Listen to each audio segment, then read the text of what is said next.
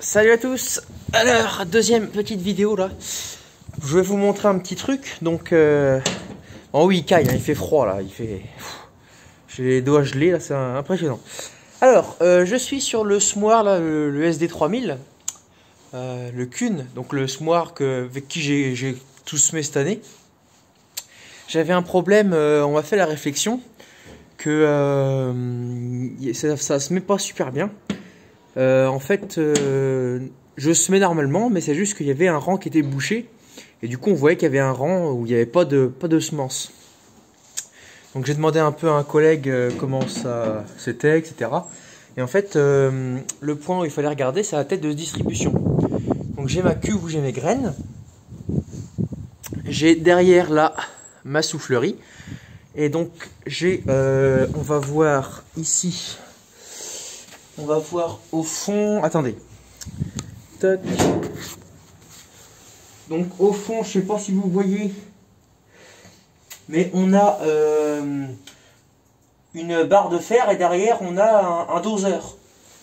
Donc en fait c'est une sorte de roue, on va dire une roue crantée, qui s'ouvre. Ça je vous l'avais expliqué dans la vidéo de semis, hein, que je peux ouvrir plus ou moins selon la dose que je vais mettre à l'hectare, ma quantité de semences à l'hectare, ma densité de semis.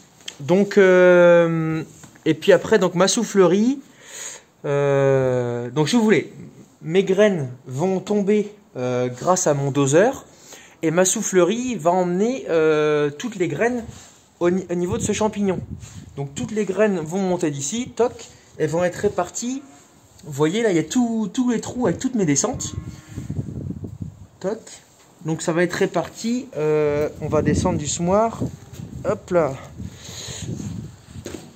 Donc après, hop, j'ai mon doseur qui est en haut. Là, on le voit ici. Et après, ça va distribuer dans tous mes éléments semeurs. Donc là, j'avais donc un élément qui était bouché. Et je vais vous montrer ça. Donc il suffisait juste de démonter le chapeau de ma tête de distribution, hein, chapeau qui est là, c'est tout con, hein, fallait juste enlever ces petites machines. Et donc là, hop, je vais essayer d'attacher ça. Alors je sais pas si on va bien voir. Donc voilà, la lumière est mal orientée. Voilà. Donc là vous allez bien voir. On voit que j'ai ma semence qui s'est accumulée dans mon tuyau. Donc tout simplement, j'avais mon truc qui était bouché. Donc c'est pour ça que, comme c'est bouché en haut, pour ça que mes graines n'arrivaient pas en bas et ça ne se met pas. Et c'est pour ça qu'on voyait qu'il y avait un rang qui n'était pas semé. Donc c'est des choses toutes bêtes qui arrivent. Alors, bon, comme on peut voir, c'est un petit peu poussiéreux là. Alors ça c'est pas ce qui est là, c'est pas bouché, hein. C'est juste un peu de poussière parce que c'est de la semence fermière et puis on n'a pas appelé le trieur. On aurait peut-être dû. Alors, pourquoi ça a bouché? Est-ce que c'est un petit peu l'épeautre qu'on a semé? Donc l'épeautre, contrairement à la graine de blé, d'avoine, d'orge et autres, ça a tendance à... Enfin, les graines d'épeautre restent en épis. Donc est-ce que c'est par exemple un mélange d'épeautre, donc des épis un peu plus gros, avec quelques graines de févrole qui sont un peu plus grosses, qui ont fait que ça a bouché? Je m'en suis pas rendu compte forcément, hein, ça se voit pas comme ça. Ça se voit qu'une fois que ça lève. Et donc, peut-être que c'est sûrement ça qui a fait que voilà, ça a bouché un élément. Donc là, je vais regarder à quelques-uns auxquels j'ai un doute. Mais je crois qu'il n'y a qu'un seul élément qui est bouché. Donc je vais prendre une tige assez longue. Je vais le mettre dedans pour pousser, hein, pour que toute l'après, les graines se retrouvent à mon élément semeur, hein, ça descende.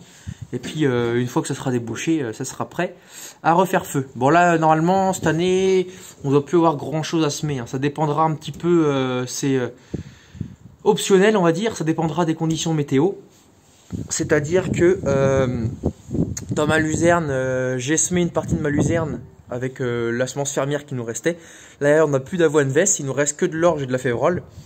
Bon, c'est pas l'idéal pour les métailles, mais ça peut toujours faire un peu plus de fourrage en plus et stimuler la luzerne. Donc c'est toujours bon à prendre. Donc on va voir si le temps est clément et que les conditions sont bonnes, sont propices. Je risque passer un petit coup de broyeur dans la luzerne, parce qu'il n'y a vraiment pas grand chose, mais histoire de faire propre. Et puis pourquoi pas semer, mais bon, c'est pas le plus important. Ce qui a été le plus important a été semé dans de très bonnes conditions. Tout est bien germé, tout est bien levé, tout est bien réussi. Donc ça, c'est très cool, c'est très positif. Donc voilà, ben, si vous avez des questions, n'hésitez pas dans les commentaires, comme d'habitude. Et puis on se dit à très bientôt pour une prochaine vidéo. Allez, salut!